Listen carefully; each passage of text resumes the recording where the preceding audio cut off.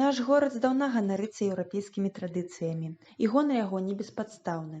Гродна, адзін з першых гарадоў Вялікага княства літоўскага, атрымаў права самакіравання, так званае магдэбургскае права.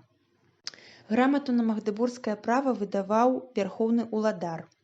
На Беларусі, адпаведна, гэта быў вялікі князь літоўскі ці магнат. Першымі гарадамі ВКЛ, якія атрымалі граматы на магдэбургскае права, былі Вільня, Бярэсце і Гродна. У той час вярхоўным кіраўніком быў Ягайло.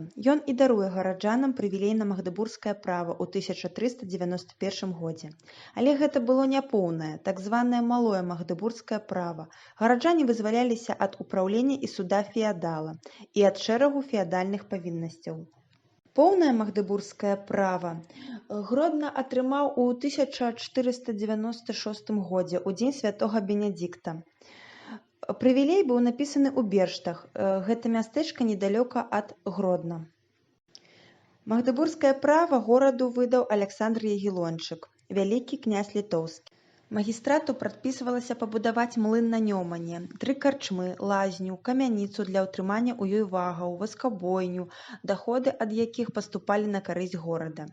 Месціўся магістрат у ратушы. Да пачатку 19 стагоддзя гэта была драўляная пабудова з рысамі рэнесансу, якая знаходзілася на гандлёвым пляцу, рынку, зараз Савецкая плошча.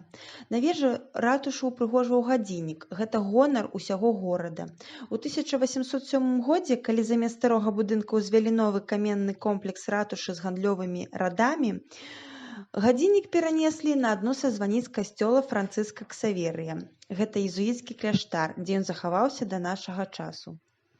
Падрабязней пра магдэбургскае права вы можаце дазнацца, наведаўшы нашу бібліятэку. У фондзе бібліятэкі ёсць розныя кнігі, у якіх апісаны падзеі таго часу. Гэта кнігі такіх аўтараў, як Вячаслаў Швед, Віктар Саяпін, Андрэй Павач і іншыя. Дзякуй за ўвагу!